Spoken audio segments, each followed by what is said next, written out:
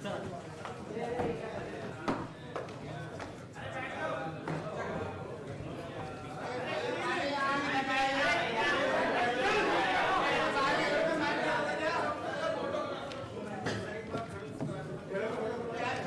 में कर देंगे, ब्रीफिंग के बाद कर देंगे। ये जो चिट्ठी आपको सर फोटोग्राफ करा लेते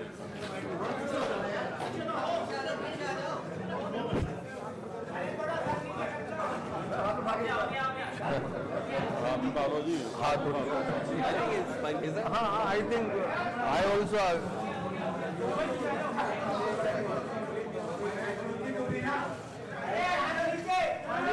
हाथ नीचे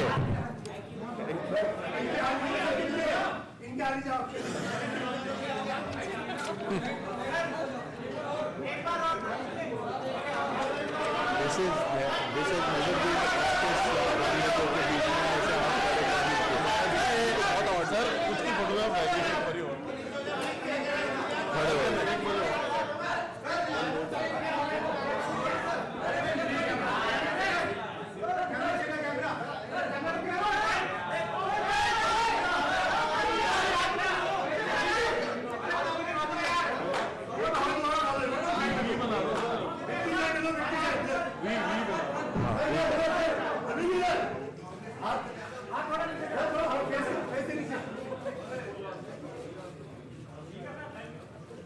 चलिए थैंक यू।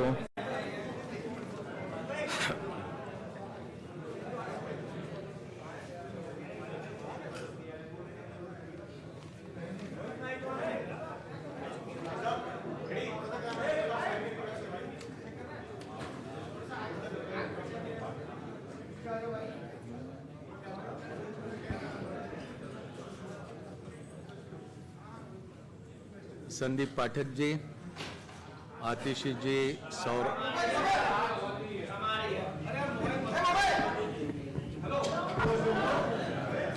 आवाज नहीं आ रही, अभी आ जाएंगे। हाँ, संदीप पाठक जी, आतिशी जी, दीपक बाबरिया जी, सौरभ भारद्वाज जी, अरविंदर सिंह लवली जी और यहाँ पर उपस्थित सभी पत्रकार साथियों, नमस्कार। पिछले कुछ समय से इंडिया गठबंधन के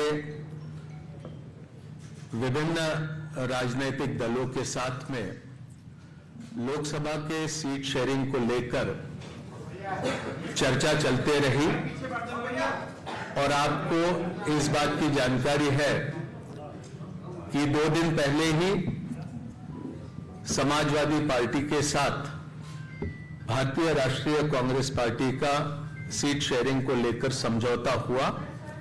उसकी घोषणा लखनऊ से हुई।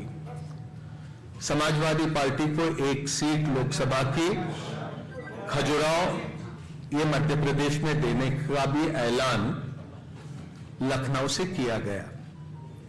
पिछले दिनों में आम आदमी पार्टी के साथ लंबी चर्चा हुई और चर्चा के उपरांत भारतीय राष्ट्रीय कांग्रेस और आम आदमी पार्टी के बीच सीटों को लेकर समझौता हुआ है, जिसको आपके समक्ष यहां पर मैं रखने का काम करूंगा। मुझे खुशी है कि 2 महत्वपूर्ण राजनीतिक दल इंडिया गठबंधन के आने वाला लोकसभा चुनाव का पूरा जिम्मा एक साथ संभालेंगे और जिस तरह की परिस्थितियां आज मुल्क में बनी है, जो चुनौतियां हमारे लोकतंत्र और हमारे संविधान के सामने बनी है, उनका मुकाबला करने के लिए इंडिया गठबंधन पूरी तरह से सशक्त तरीके से उसका मुकाबला करने के लिए तैयार है और उसी कड़ी में आम आदमी पार्टी और कांग्रेस पार्टी का सीटों को लेकर समझौता हुआ।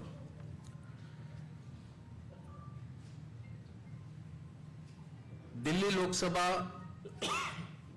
में 7 सीटें हैं। आम आदमी पार्टी 4 पे लड़ेगी। वो 4 सीटें नई दिल्ली, वेस्ट दिल्ली, साउथ दिल्ली और ईस्ट दिल्ली। कांग्रेस पार्टी 3 सीटों पर दिल्ली में चुनाव लड़ेगी, चांदनी चौक, नॉर्थ ईस्ट और नॉर्थ वेस्ट।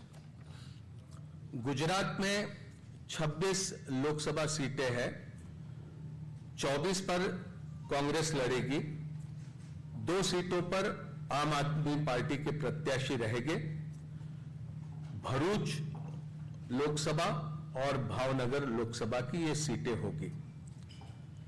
हरियाणा में 10 लोकसभा सीटों में से 9 सीटों पर भारतीय राष्ट्रीय कांग्रेस लड़ेगी और 1 सीट जो कुरुक्षेत्र की है वहां पर आम आदमी पार्टी के प्रत्याशी लड़ेंगे।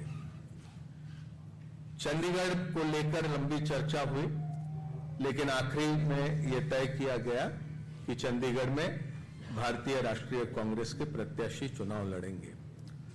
गोवा में भी, खास करके दक्षिण गोवा में विस्तार से चर्चा हुई, लेकिन फिर यह तय किया गया कि गोवा की दोनों सीटें ये भारतीय राष्ट्रीय कांग्रेस पार्टी लड़ेंगी।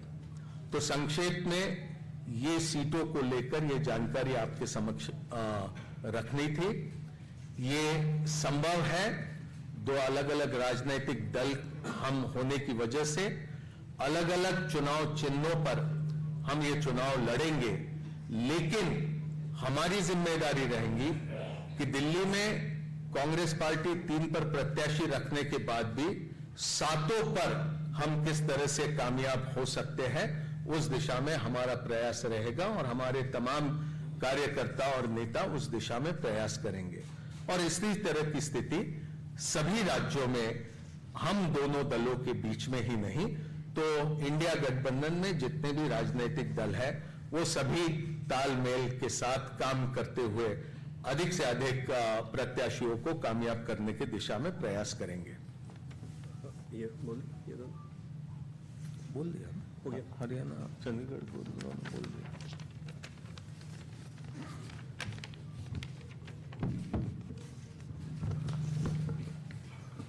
धन्यवाद मुकुल जी, आप सबका स्वागत है। तो सीटों के बारे में मुकुल जी ने सारे स्टेट्स का डिटेल में बता दिया है। मैं बस इतना ही कहना चाहता हूं कि आज देश जिस परिस्थिति से गुजर रहा है, जिस तरीके से भारतीय जनता पार्टी की सरकार सारी संस्थाओं को खत्म कर रही है एक एक करके, जिस तरीके से चुनावों की चोरी हो रही है, जिस तरीके से चुनावों की चोरी करने के लिए, चुनावों को जीतने के लिए विपक्षी नेताओं को जेल में डाला जा रहा है, जिस तरीके से किसानों के साथ अन्याय हो रहा है, जिस तरीके से पूरे देश की जनता बेरोजगारी, महंगाई से जूझ रही है, आज देश को एक ईमानदार और मजबूत विकल्प की जरूरत है। इसी को ध्यान में रखते हुए और अपने स्वयं के राजनीतिक छोटे छोटे बड़े छोटे हितों को दरकिनार करके देश के हितों को सामने रखकर इस गठबंधन में आए हैं। और गठबंधन में आने का उद्देश्य मैं एक बार फिर से आप सबके समक्ष रखना चाहता हूं कि देश इंपॉर्टेंट है, पार्टी हमेशा सेकेंडरी है। इस चुनाव को हम इस तरीके से नहीं लड़ेंगे कि ये कांग्रेस यहां से लड़ेगी, आम आदमी पार्टी यहां से लड़ेगी। इस चुनाव को इंडिया लड़ेगी। कुछ सीटों पर आम आदमी पार्टी अपने कैंडिडेट उतारेगी और कुछ सीटों पर कांग्रेस अपने कैंडिडेट उतारेगी। मेरा यह मानना है कि भारतीय जनता पार्टी के जो कैलकुलेशन और जो भी इन्होंने अपनी रणनीति बनाई थी, वो सारा इस अलायंस के बाद से उलटफेर हो जाएगा और देश की जनता के साथ मिलकर ये चुनाव लड़ेंगे और ये चुनाव जीतेंगे। बहुत बहुत धन्यवाद। प्लीज।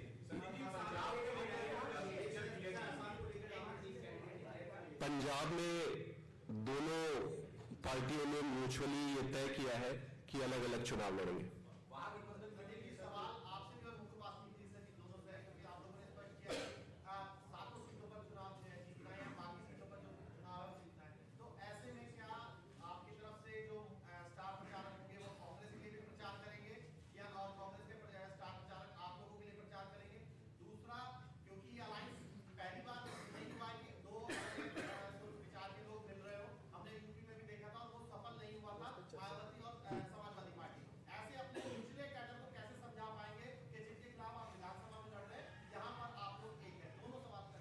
देखिए, हमारा पूरा कैडर देश के लिए राजनीति में आया था। आज अगर हमारे कैडर से पूछोगे कि क्या इंपॉर्टेंट है, वो कहेगा कि देश इंपॉर्टेंट है, और वो भली भांति आज की राजनीतिक परिस्थिति को समझ रहे हैं। तो मिलकर लड़ेंगे, कैडर साथ में लड़ेगी। और रहा सवाल कैंपेन के छोटे छोटे जो प्रश्न आपने पूछे हैं, वो सारा मिलकर जब स्ट्रैटेजी बनाएंगे तो उस पर डिस्कस कर लेंगे। लेकिन ये कैसे होगा कि पंजाब में आप लोग इसके खिलाफ लड़ेंगे और बाकी जगह मिलजुल लड़ेंगे, तो पब्लिक कंफ्यूज होगी, वो कहेगी तो आप लोग एक ही हैं। नहीं, जनता बहुत समझदार है, जनता सब समझ जाती है। फैसल अहमद पटेल ने ट्वीट किया था कि उनकी राहुल गांधी से बात हो गई है, वो भरूच जीतेंगे, और कहीं ना कहीं ये भी कहा था कि कांग्रेस का कार्यकर्ता आम आदमी पार्टी के लिए कैंपेन नहीं करेगा भरूच। देखिए, सारी परिस्थितियों को समझकर राय मशवरा करके ये हमने फैसला किया है, ये दोनों राजनीतिक दलों के बीच में, और मुझे पूरा विश्वास है कि ये फैसले का सम्मान कांग्रेस का हर कार्यकर्ता करेगा और आम आदमी पार्टी के भी कार्यकर्ता ये समझौता पूरा इसको मानेंगे। मुकुल जी, एक सवाल है कि अभी जैसे संदीप जी ने कहा कि हम लोग जो है देश हित को आगे रख के आए हैं, पार्टी को पीछे रखा है, और उसी देश हित की बात करते हुए आप लोगों ने कई राज्यों में गठबंधन किया है, लेकिन वो जो है आपको पंजाब में क्यों नहीं हो रहा? पंजाब में आप एक दूसरे के विरोध में लड़ रहे हैं।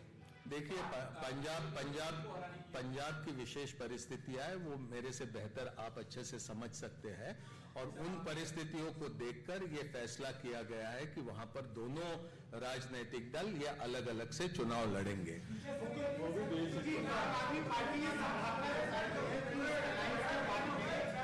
अरविंद केजरीवाल की मुश्किलें बढ़ेंगी अगर ये अलायंस हुआ। कल आम आदमी पार्टी ने प्रेस कॉन्फ्रेंस भी की थी। कांग्रेस इसे कैसे देखती है कि अरविंद केजरीवाल की मुश्किलें बढ़ेगी सीबीआई और ईडी को लेकर? ये आम आदमी पार्टी संभावना जता रही है अलायंस के बाद। आपसे बच्चे सवाल है। देखिए, ये सिर्फ आम आदमी पार्टी या आम आदमी पार्टी के नेता अरविंद केजरीवाल जी तक के ही ये प्रश्न सीमित है, ऐसा मैं नहीं मानता हूं। आज जिस तरह की परिस्थितियां भारतीय जनता पार्टी ने देश की राजनीति में खड़ी करी है, पूरे मुल्क में एक तरह से कहे कि ये लोकतंत्र के सामने चुनौती है। हर किसी के ऊपर ईडी, हर किसी के ऊपर सीबीआई, हर किसी के ऊपर इनकम टैक्स, हर किसी के ऊपर इस तरह से दबाव डालने की राजनीति भारतीय जनता पार्टी कर रही है, जो हम समझते हैं कि भारत के लोकतंत्र के लिए बहुत खतरनाक है। और इसका मुकाबला सिर्फ आम आदमी पार्टी ही नहीं, भारतीय राष्ट्रीय कांग्रेस ही नहीं, भारत के लोग इसका मुकाबला करेंगे। Thank you, thank you, thank you.